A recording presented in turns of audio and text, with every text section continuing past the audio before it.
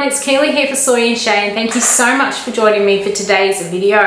Now you may be aware that I was recently sent the xTool M1 laser and blade cutting machine to do an unboxing and review, and the link to that video is up in the top right hand corner if you want to watch it. Now since getting the machine, I have had so much fun playing with it and absolutely love it.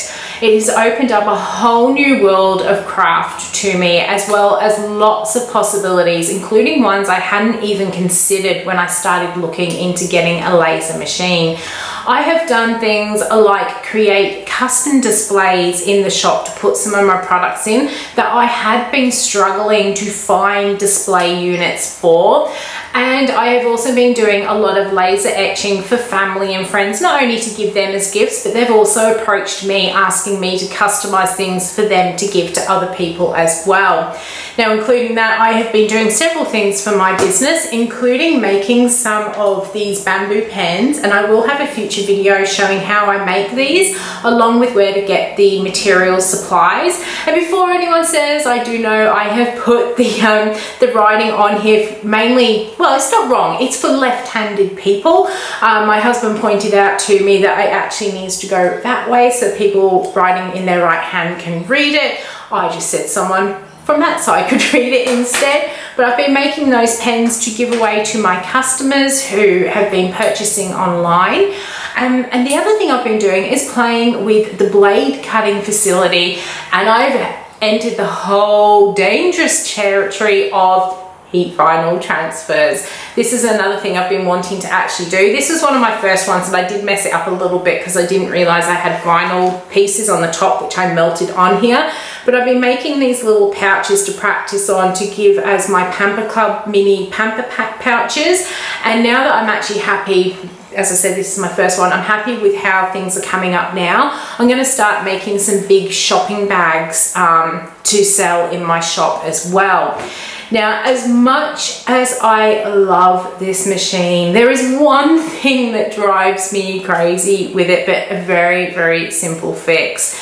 So, because there are so many capabilities on this machine, you often do need to make minor adjustments so you can use the different capabilities of the machine.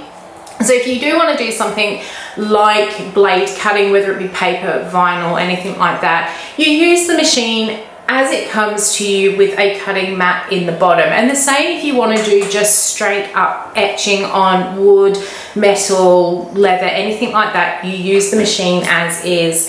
If you want to do some laser cutting, you would use the triangular razors which come with the machine. And again, this is all in those videos I did originally for the machine. You'd use those razors, pop your piece on, and you do your laser cutting. However, when it comes to doing something like your rotary attachment tool, you need to take the base plate out, put the machine up onto risers, and then you can go ahead and do your rotary cutting or etching. And then you have to put your machine all back together. And then there are projects like this. I want to make these wooden soap dishes that I get. I want to actually laser on the top of them or etch on the top of them. And when I put it into my machine, it told me that it was too high and that I needed to adjust the machine. This would mean taking the base plate out and using my wooden risers to rise it up, and then using the metal plate on my workbench rather than in the machine to go ahead with the laser cutting. Now that's really, really easy to do, but it does get a little bit tedious when you've finished etching and then you want to do some blade cutting, putting the machine back together again. So what I'm going to do today is I'm going to put on the honeycomb riser, which is an additional extra that you can purchase to go with the machine. And by having this honeycomb riser, it has the base of it is actually at the same level as the base of the machine, and then it's got like little drawer on it that you can put in at different levels, which will all make sense once we get it together. And it just makes it so much easier. You're not having to try and balance the machine on wooden blocks, and it's just so much quicker and easier to change the height inside the machine using this riser. And also makes it a little bit better for doing things like laser cutting, because you can pin your wood down onto the honeycomb base so it stops any warping of the wood. Now while I'm at it, I may as well also put on the air assist, which I have purchased as an optional extra to go with the machine.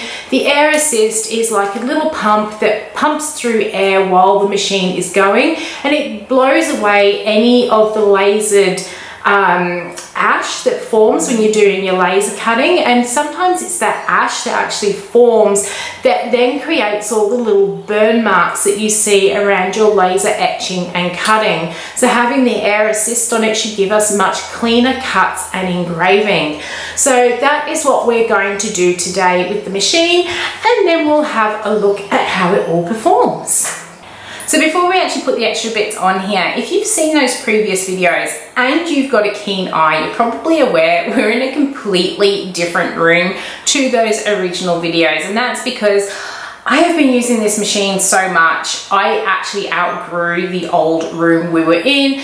Hubby and I discussed it, and I am now in our second largest room in the house, so next to the master bedroom, and I am now converting this into my new space. We're about halfway through converting it, but I wanted a dedicated area to put the machine, and to do so I also wanted a nice unit where I could actually keep everything for the machine stored with the machine.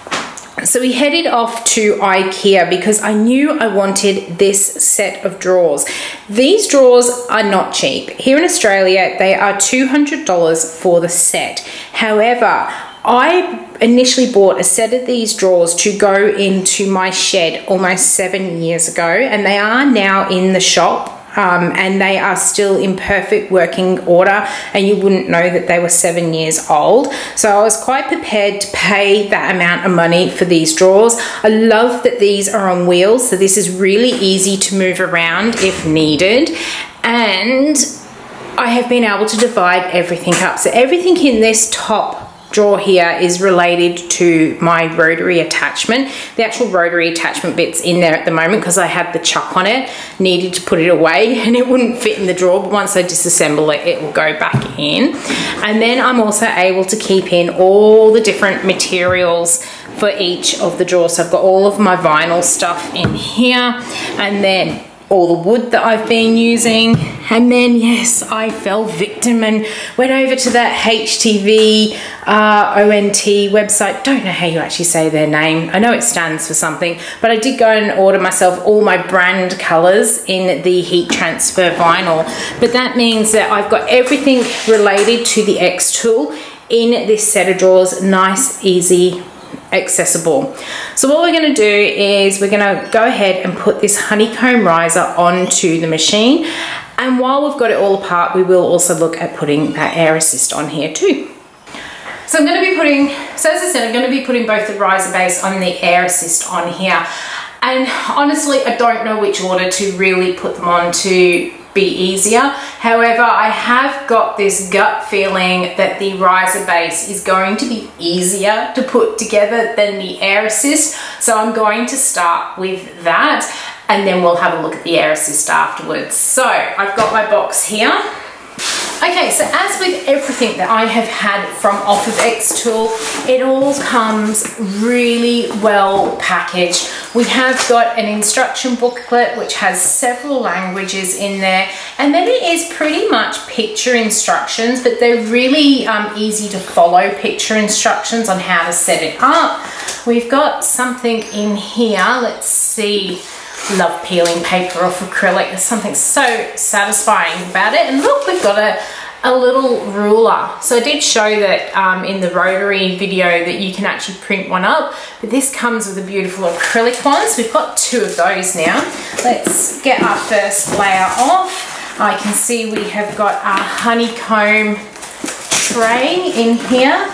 Everything is just so well packed. You know that there's not going to be any damage.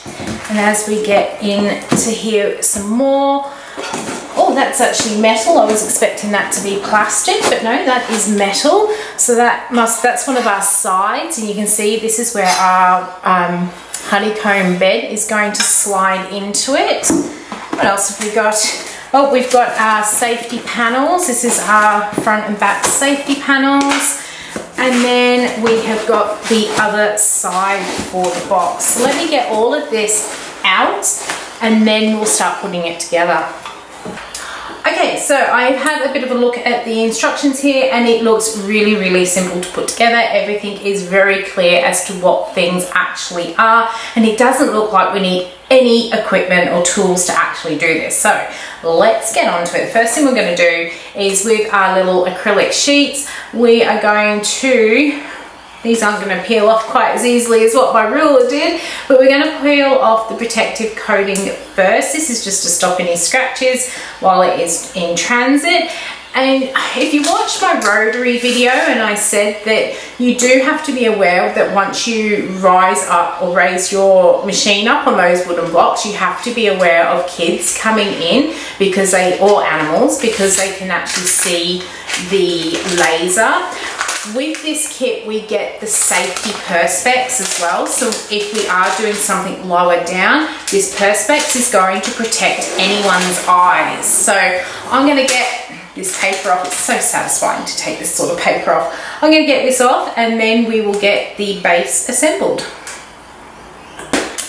Okay, so now that I have got the paper off there, you can see that on the bottom here we've got this little bump in here, and it tells me in the pictures that this needs to be down on the bottom, and it's the same on both of these pieces. So I'm going to go for this piece first. We've got some little grooves at the back. We're just going to slide that in there like so, and then we're going to do the same on this front piece. We're just going to slide that in there, and pretty much that's going to make our base, and it really is as simple as that. What we now need to do is go and take the base plate out of the machine, pop this on there, and then sit the machine on.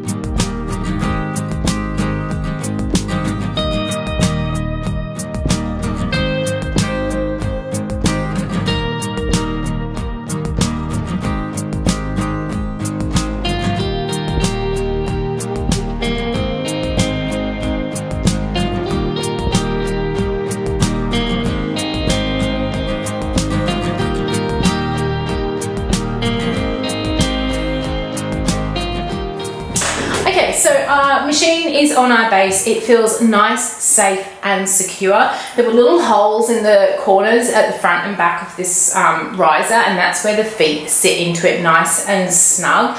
I feel that it's really nice, safe and secure. When I had it on the little wooden risers, which are under here, I never felt 100% confident to leave it sitting there without me being there on these blocks. I just felt that the machine wasn't stable enough, but I do feel that this is really nice and stable.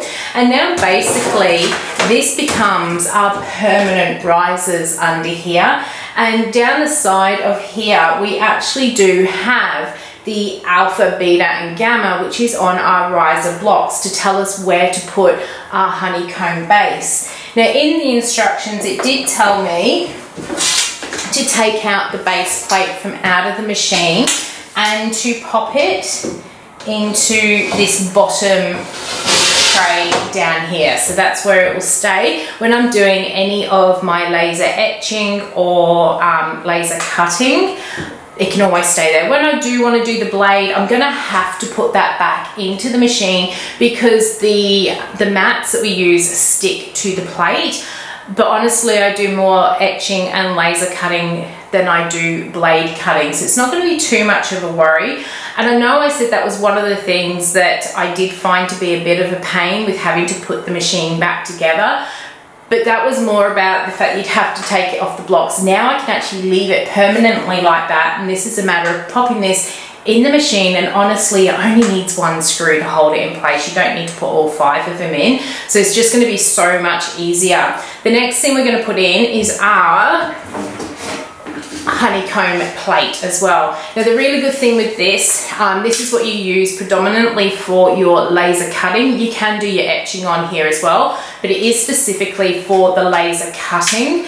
When you do laser cutting, you don't want your piece to be on a solid surface like this base plate. You want to use your triangular pieces that come with the machine if you're just using your plate, or with this, we're now going to be using our honeycomb plate. And the reason is you want air circulation to be going around while the laser is going. You're essentially burning things with the laser, so you want that air circulation to stop any potential fires.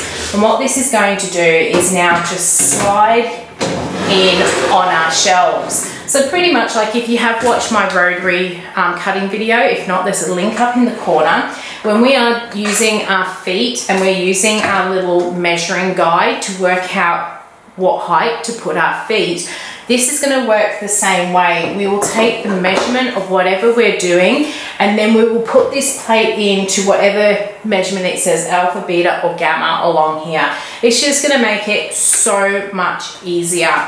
It now also means when I go to actually etch these, I will be able to put it into my honeycomb plate at this level, and it's just dropped it down enough that the machine is going to be able to say, yes, I can see that. And once I've got all of this on the front again, I know that I can safely etch and engrave that piece really quickly and easily. And then if I decide I want to do something like a tumbler afterwards, I know all I have to do is drop my honeycomb plate down a little bit, and I don't have to go fixing all of my little wooden feet with the potential of dropping the machine, because that is one thing I was very worried about when I was putting the wooden blocks under. Well, now that we've got this bit, normally you wouldn't pull the drawer out, you just drop it in from the top. But now that I have got our riser on here, I'm going to tackle putting the air assist on and see how we go with that. Alright, so we are back the next day. I wanted to give myself a little bit of a chance to read the instruction book that's in here. I have heard that it can be a little bit tedious to put the air assist on the machine, but after reading the instructions, I just think it requires a little bit of precision to actually get it on there so you don't end up with any issues. One thing I did forget to say about putting this honeycomb riser in here, you also get these awesome little clips, and these are used to hold your working project in place on your honeycomb bed. So if we lift the top of this, so you can see I've got my honeycomb base in here, and to get it into this position, this is when you open the lid up and you just slot it in where that normal metal plate would be. It's only when you actually want to drop the height of this that you would put it in through these front pieces, otherwise we just drop it down into here. And then these clips here, they are super strong magnets. This little metal piece here, it basically sits into the holes of our honeycomb, and it will hold, oh, they're really, really strong. They will hold your pieces in place. So this is really good if your piece of wood does have a slight warp, or maybe you're working on a bit of leather that has a bit of a bend in it. You can actually hold your pieces down nice and flat. So that's now in there really secure. But we're going to get this air assist onto the machine.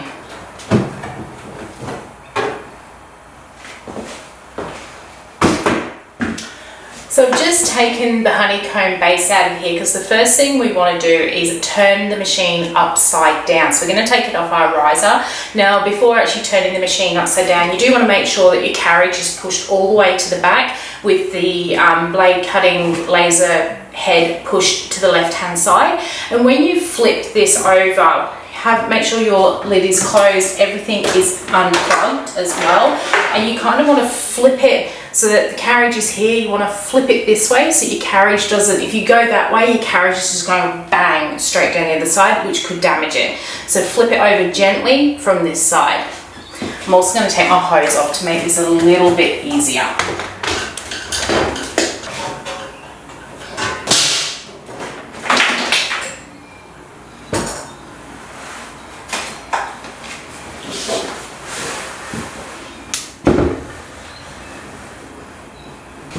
So So now that I've got the machine upside down, I'm going to take the opportunity to give it a bit of a clean with a little bit of 70% isopropyl alcohol. When you are cutting the wood, you can often end up with little bits of glue resin kind of spread throughout the machine, and every so often you do need to clean the laser head off, and also I like to clean the inside of it as well. If ever you are doing laser cutting and you're finding that your wood is not cutting all the way through as it has previous times, chances are your laser needs a little bit of a clean, and all you need to do is grab yourself some 70% isopropyl alcohol, a soft cloth if you're doing the whole inside, or a little cotton tip to clean the little laser head. So I'm going to give it a little bit of a clean because I have got a little bit of resin in here, and then we'll get on to doing the rest of it. So I've given the main body a little bit of a clean there, and what we're going to do for now is gently pull our carriage forward and move our little carrier to about the center here. I can see I've also got a bit of resin on there, but that's okay because we're going to move that in a minute. I like to give the little laser head a clean, so again I'm going to grab some rubbing alcohol, just spray the tip of a cotton tip and just give it a little bit of a wipe in there, and that just helps to make sure it's going to cut nicely. This other little hole that's here, this is for the blade cutting holder. I am going to clean that little bit off here, even though we're going to get rid of, well, not get rid of it, but we don't need it once we've got our air assist on here, but I also don't want that resin sticking to my furniture. All right, now that I've got the machine clean, let's get into our air assist. As with everything else, this one is beautifully packaged, and we've got our concise little book here as well to show us what to do. So I'm going to open up to my first page. So I've already taken my plate out as it tells me, and I have flipped it over as it tells me to do. Now what we're going to do is pull out all the bits from out of our box here, and they provide you with everything, including the tools that you need to do this with. Alright, they've also included a fair few spare parts. So we've got some spare little rubber seals, some spare lenses as well. So we'll make sure not to lose them, and we'll keep those in their little box. In fact, I'll pop it into my drawer of goodies here so we don't lose them. I'll grab these pieces out as well, and then we'll start putting this together. The rest of it will be for in a moment. So we'll get these pieces out, put this one aside. So the first thing it tells us to do is to grab our little screwdriver, and there are 2 screws on either side of our plate here, and what we want to do is unscrew those, and then we're going to lift this plate off. There is also instructions telling us to remove the blade carriage out of here. My blade's not in here at the moment because the last time I was doing it, I was working on some etching with the laser, and I do tend to take my blade out when I'm doing it. Whoop. Let's take that one out, and we'll take this one out as well. It does actually also say when you are working with the air assist on your machine, you should take the blade out of the machine. So now we've got those screws out, we're going to remove that plate. I'm going to put my screws back in so that I don't lose them. Alright, so now that we've got that, we've removed our little blade, what we're going to do is take our little tweezers here, and just where this gold piece is, this is where our lens is. There are 2 tiny holes, and we're going to line our tweezers up into those holes, and we're just going to twist, and this will then come out. But you do need to be careful because this is where our laser is, and we don't want to break it. So I'm just going to keep twisting it.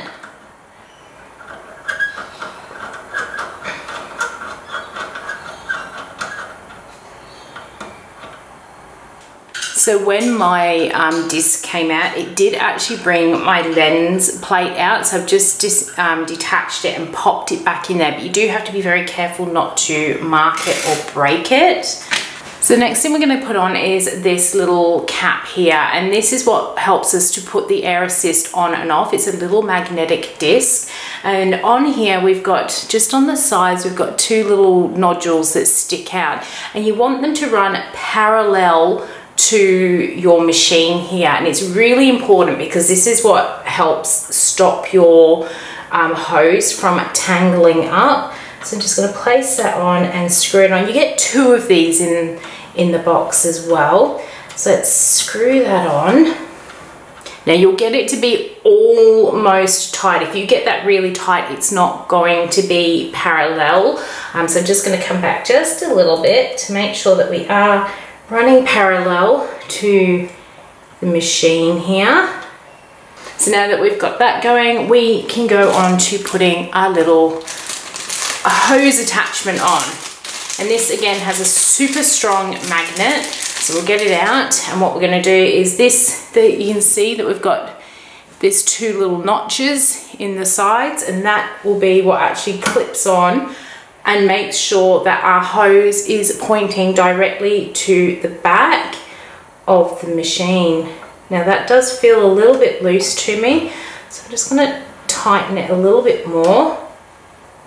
Alright, so we've got our piece on there now, and the next thing we're going to do is grab our hose, and this bit's pretty important. On the hose, you've got an end which is just your plain hose, and then on the other end it's got these couple of white markers, and it's really important that you're attaching your white marker ends to here because it's going to guide you with where to put your hose.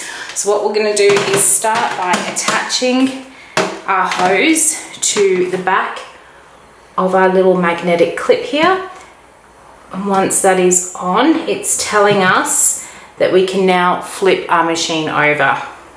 Okay, so I've just had a little bit of a play with the machine because this really should not wobble or move once it's in place. If this does, there's a potential for the machine to get all caught up in the hose, but every time I kept trying to twist this around to become parallel, it would either get to this sort of point and be really tight, or we come back and it was too loose. So I've just had a quick look on the community forum, and there's a few people that have this issue. So what they say to do, this is one of the spare pieces, they say to take this, and in that little spare box where we've got that black rubber seal, they say to put a seal onto the back of here and twist it in, and that will make up for that extra space that's in there. So I've done that, and that is now sitting in there nice and firm. So really happy with that. Let's get this flipped back over so we can start fixing up our hose. Now before we flip it over, what we do want to do is just push this back and push our carriage back into the corner so it's not going to slide and get damaged, and then just very gently flip it on over.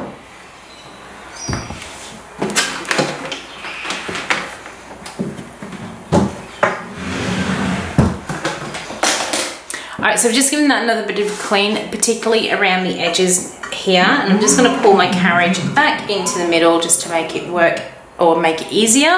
And next thing we're going to do is start working with our pieces here, and we're going to start with the smallest piece, and what we want to do is peel our backing off, and we're going to stick it to the inside of the machine here. Now when we are sticking this one down, don't have to so much pay attention to this one, but the one that we're going to put on this side we definitely do. So what we'll do is start by pulling that off, and I'm putting it on so it's probably about ½ inch to 1 inch away from this corner point, and so that it is parallel with the top of the machine, so we're not disturbing or getting it in the way of our lid. Then we're going to take one of our bigger ones here, and this is where it does actually become quite important. You don't want it centered, we want it to be almost to the end down here, probably about ½ inch away. So we're going to pop this one on.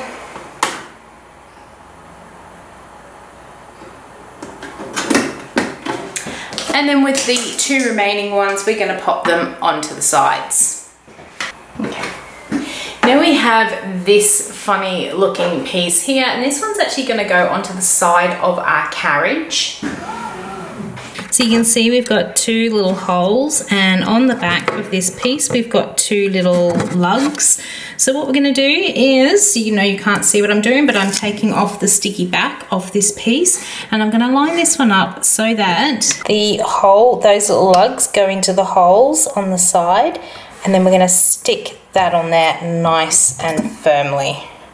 Now it's time to actually sort this bit of cable out. So let me pull it through from the back of the machine. So before I mentioned about these white markings that were on the tubing, and this is where they become really quite important.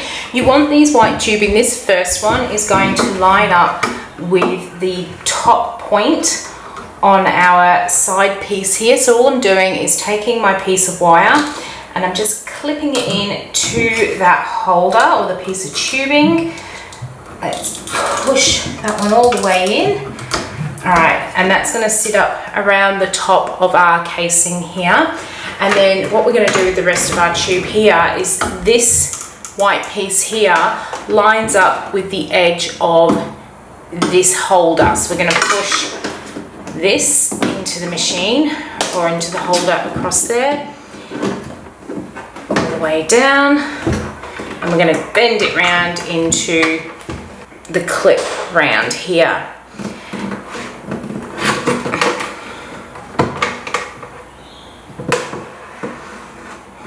Now what I do want to quickly do is make sure that we are going to be able to move around the machine. So I'm just going to push it back into the corner where its normal placement would be, and I'm just going to make sure that everything moves without getting kinked or without getting caught up on anything. So I've got all the way down there. I'm going to push it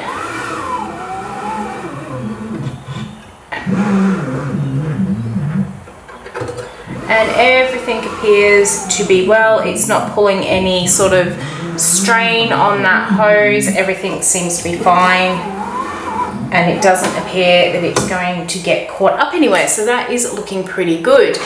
So with all this extra tubing, what we would now do is, if you didn't have the riser, you just got the metal plate in the bottom of it, you would take the end of this and you would feed it underneath the machine and bring it out underneath. And when you put your metal plate on, there is a little hole in the right hand corner, and that is what sits around the tube, so it never gets caught up there. With the riser, we actually do have a little hole in the corner of the machine, which I will show you when we get it back over there, to keep it all nice and tucked out of the way. Now you've seen that I've put a couple of other clips on the side of the machine we're not currently using. I'll show you what we do with those. So we're not going to want to use the air assist at all times, especially if we're doing blade work. So what you would do is just under, I know you can't see what I'm doing, but I'm just got my hand underneath here and I have pulled the magnetic clip off and I'm just pulling it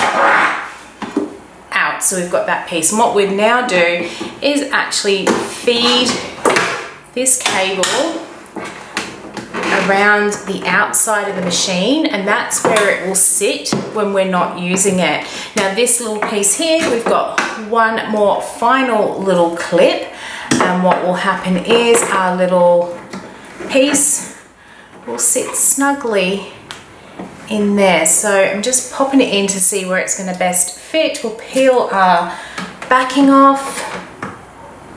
We want it so it's not too hard to actually put this in when we want to use it. All right, so that's how it would sit. And then when we actually do want to use it, we simply take it out of the carriage. We would then clip it into our carriage on the side of our machine here, and then pop this under the machine. In fact, it might be easier to pop this piece on first, like so, and then we'll just attach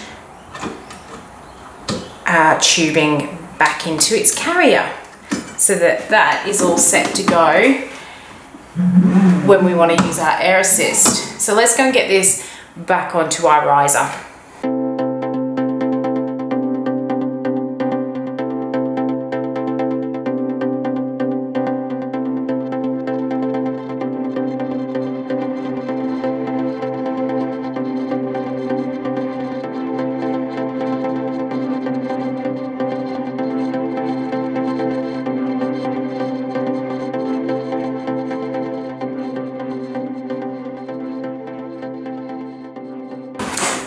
so now I've got the rest of the machine out. So this is the pump, which is going to blow the air through the machine to get rid of all the debris.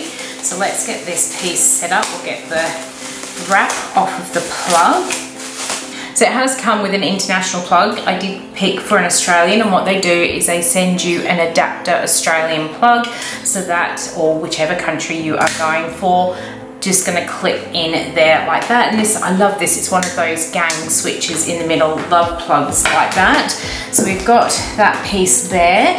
Next thing we want to do, we've got these two pieces. We want to connect these two pieces together like so, and then this piece goes onto the front of our little pump here.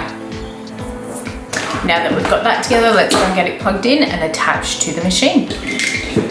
So this isn't going to be my final setup. Although the lead on the air assist is actually quite long, it's long between the pump and the gang switch on it, but then the bit between the switch and the main power point actually isn't that long, and that's where you actually really need the length.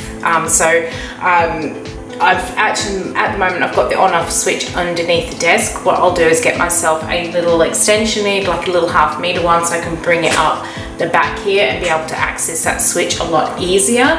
But for now, this will do. I've got this end of my hose, and we're going to attach it onto the pump here. So I'm just going to very simply insert that in there, and it's done.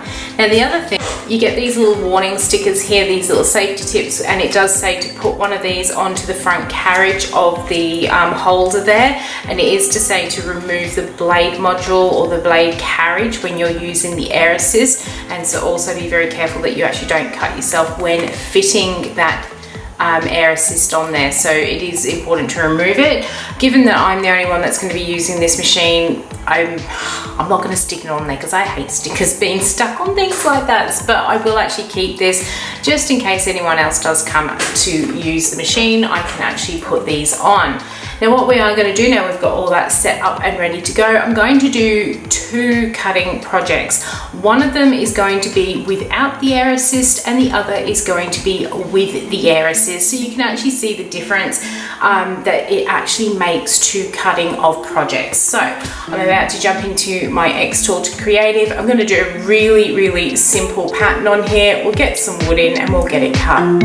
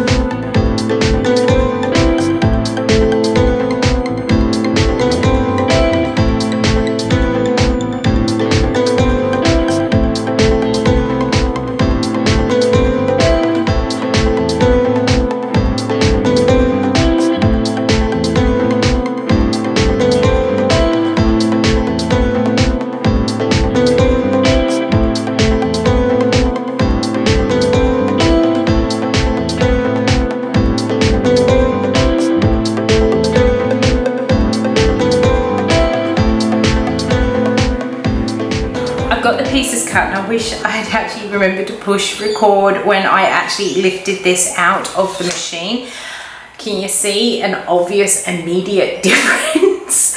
So this one up here is the one that I cut without the air assist, and this is the one that I cut using it. I literally picked this up out of the machine and this fell cleanly out of it. This one has cut. There's a couple of little bits on the back where it hasn't, and this can happen because of irregularities in the wood. Sometimes you do need to have to go over something twice. But they do actually come out with just a little bit of coaxing. You can see, you can still actually push them out, but I have had a much cleaner cut where I don't have to do anything with this one. So that was the air assist. This one is without the air assist, and you can see, let me grab my template here. Let me get it the right way around.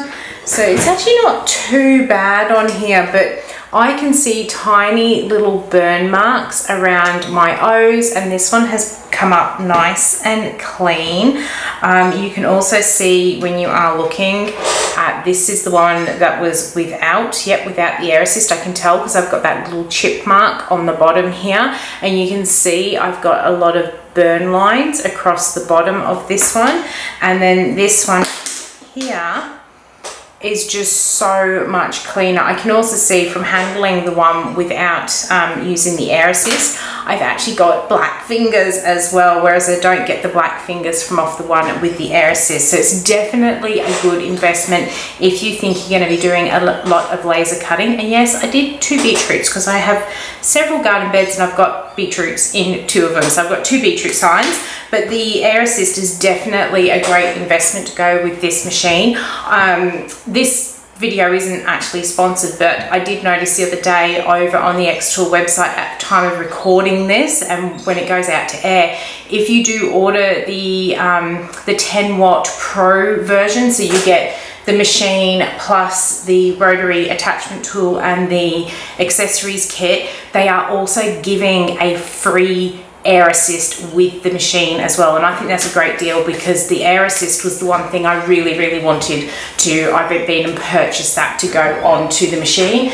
It does take a little bit extra to actually put the air assist together, but it is well worth it. Something I have also discovered, I'm glad I do have it up on the riser. I was having difficulty getting the magnetic part to snap into place, possibly because it's only like my first time using it, trying to find that right placement. So what I did find really easy was to be able to take the bottom off of here, take the plate out, and then I could actually see where I was connecting it from underneath, which you might not be able to do if you don't have the riser, but you still, you know, a few uses you're going to get used to where you need to snap it on.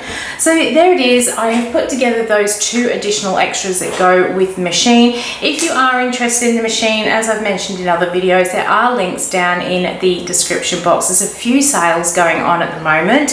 In the next couple of videos, I'm going to do a few with this machine. I'm going to show you some of the products, as I said, those little bamboo pens that I've been making, doing some other things I'll be selling through the shop, showing you things you can actually make and sell using this machine. It's not just for the home hobbyist.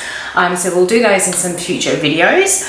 I hope you have enjoyed coming along with me today as I put these additional extras onto the machine. If you did, why not leave me a thumbs up and any comments down below. And until the next video comes out, I hope you have a good one, and I will see you then. Bye.